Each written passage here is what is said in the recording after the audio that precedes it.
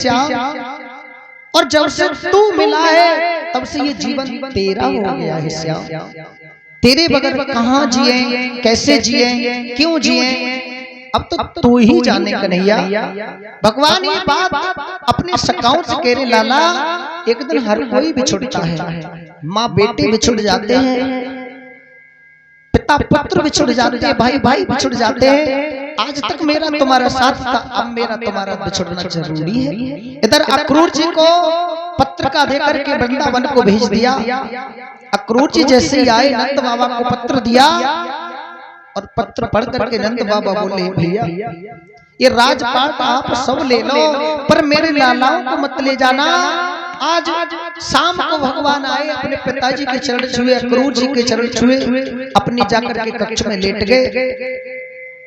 एक बात और बताएं भैया, हमें अगर किसी के खोने का डर हो परीक्षित महाराज, तो वो खो ही जाता है। चाहे तो वो प्रेमी हो, चाहे वो बेटा हो, चाहे कोई अमूल्य वस्तु हो, हमें ये डर लग जाए कि हमसे खो जाएगी, कहीं खो ना जाए, तो वो खो ही जाती है।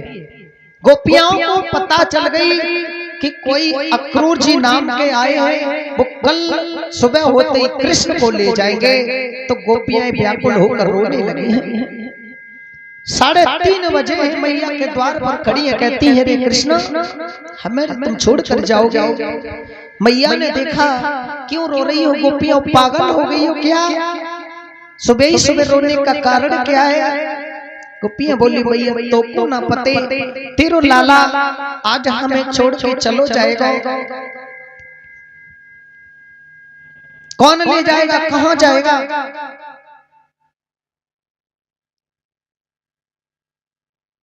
सुखदेव जी कहते हैं, राजन परीक्षित मैया पास में पहुंची, लाला भगवान आंखों में आंसू लिए खड़े हैं, और मैया ने कहा, कृष्ण तुमने प्रश्न अपना निर्णय कर लिया कि हम जाने को तैयार हैं, तो चले जाना, मैं रोकूंगी नहीं, पर मेरा एक तुमसे निवेदन है।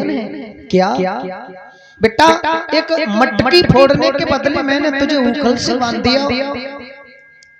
इस बूढ़ी मैया को तू उस बात को याद मत करना। मुझे पता है कि तू मेरा पुत्र नहीं है, लाला तू राजा बनेगा, और जब तू राजा बने तो तेरे दास और दासियों की जगह होगी। तू अपने बाबा और मैया के लिए दास दासी बना लियो। हम काउती ना कहेंगे कि हम कृष्ण के माता पिता हैं। तेरो दर्शन कर ले करेंगे, और बस तही से हमारे गुजारा हो जाएगा। लाला जब तक तू नहीं मिला था तब तक तो हम जी रहे थे कन्हैया, जब से तू मिला है तब से ये जीवन तेरा हो चुका है श्याम। आज मैया रो रही है, इधर गोपियां रो रही हैं। आज किसी का चेहरा खुश नहीं है। मैया ने सुबह को स्नान कराया, पीताम्बर बांधा, मोर मुकुट बांधा, मुरली दी है, माखन खिलाया। कहने लगी, बेटा सगुन होता है। और जब भगवान जाने को तैयार हुए, अक्रूर जी ने रथ तैयार कर लिया, साथ के सखा नंद बाबा के साथ हैं। गोपियां सामने आकर के खड़ी हो गई और कहती है, श्याम और मथुरा को जा रहे हो, कैसे जिएंगे हम, और दिल्ली लेके जा रहे हो, कैसे जिएंगे हम।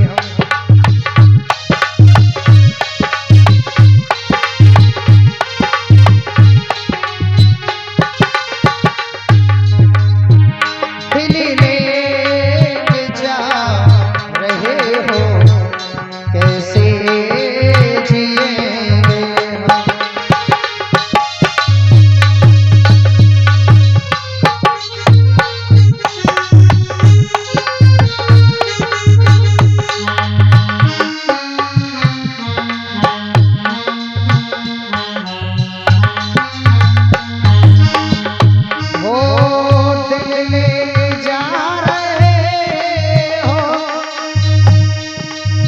और कैसे जिएंगे हम, और जब याद तेरी आए, जब याद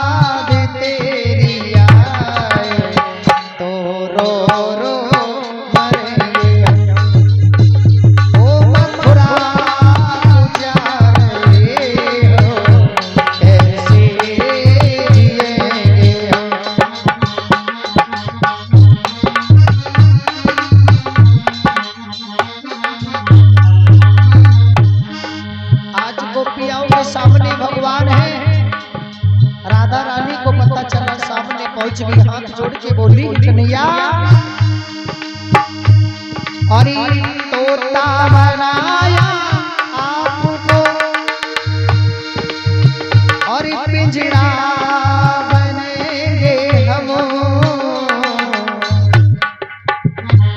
ये तोता बनाया आपको और पिंजरा बनेंगे हम,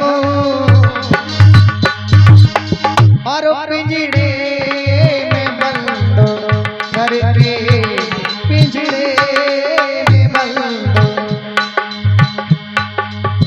करके तेरी बोली सुनेंगे हम, पिंजरे में बंद करके तेरी बोली सुनेंगे हम, दिल्ली लेके जा रहे हो कैसे जिएंगे हम। कन्हैया जाओ, पर ये अच्छा नहीं किया तुमने, हमें नहीं पता था कि प्यार में कितना दर्द होता है। प्रेम को तो वो ही समझ सकता है जिसने कभी प्रेम किया हो। जो प्रेम गली में आए नहीं और प्रीतम का ठिकाना क्या जाने, जो प्रेम गली में आए नहीं प्रीतम का ठिकाना क्या जाने, जिसने कभी प्रेम किया ही नहीं वो प्रेम निभाना क्या जाने, जिसने कभी प्रेम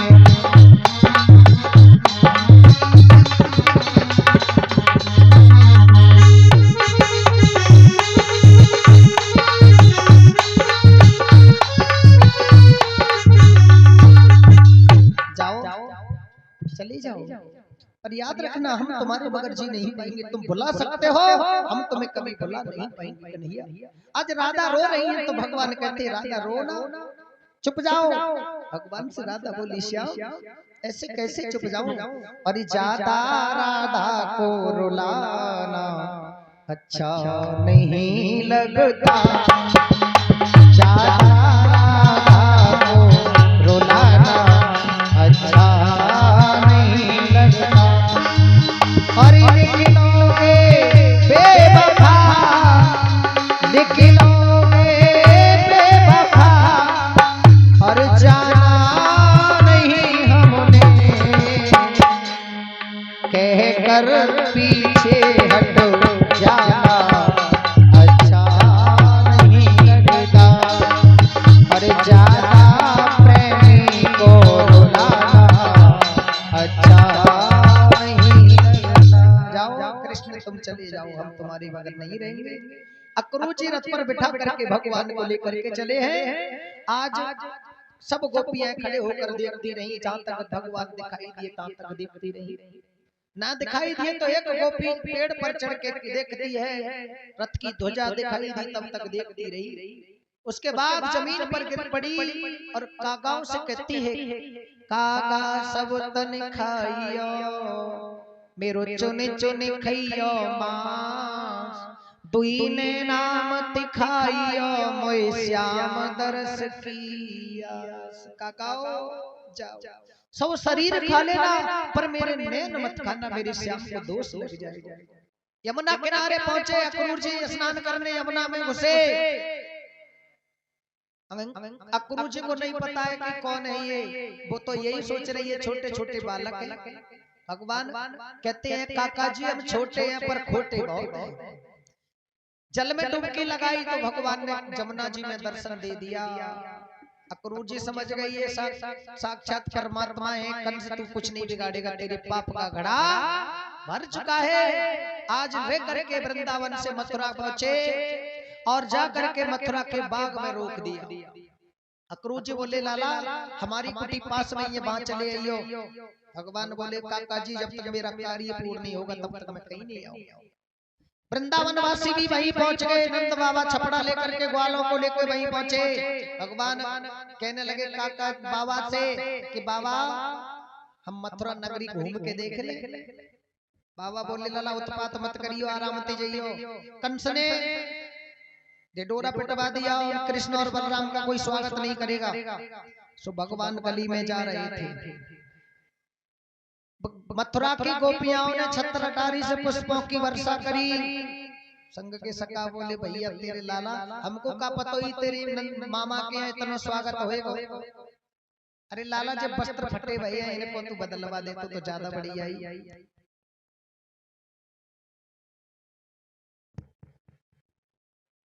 सका बोले भैया हमारे वस्त्र फटे भैया ऐसी मालूम होती इतना स्वागत होएगा तो वस्त्र की व्यवस्था हो जाती। ऐसो कर लाला अभी तो घर के मथुरा में घुसे तो फूलों की वर्षा हो रही है और मामा के यहाँ पहुंच गए तो पता नहीं क्या होगा। ऐसो कर वस्त्र नहीं जुगाड़ कर ले। जाकी रही भावना जैसी प्रभु मूर्ति देखी तिन तैसी। सब अपने अपने जिस रूप में देख रहे भगवान उसी में दर्शन देते हैं। धोबी के यहाँ पहुंचे बकाट पर वस्त्र मांगे, धोबी ने मना कर दिया। ग्वाल वालों को कहीं वस्त्र नहीं है। सका बोला वो हाथ दिखा दे ये लल्ला जो तूने पूतना को दिखाई। तो भगवान ने खींच के एक मुक्का दिया, उस धोबी का भी उद्धार हो गया। गोविंद भगवान की। आगे बढ़े वो वस्त्र ढीले डाले। भगवान बोले भैया मंगने से लग रहे हैं। दर्जी के पास पहुंचे, दर्जी पे छाट पीट के सही करा दिए। दर्जी को वरदान दे दिया। माली के पास पहुंचे, फूल माला पहना दी, उसको भी वरदान दे दिया। अब भगवान आगे जा रहे थे तो जो कुब्जा थी, कुब्जा जो थी वो 7 जगह से टेढ़ी भोजराज कंस को चंदन लगाने जा रही थी। इधर से भगवान आ रहे हैं। इस तरह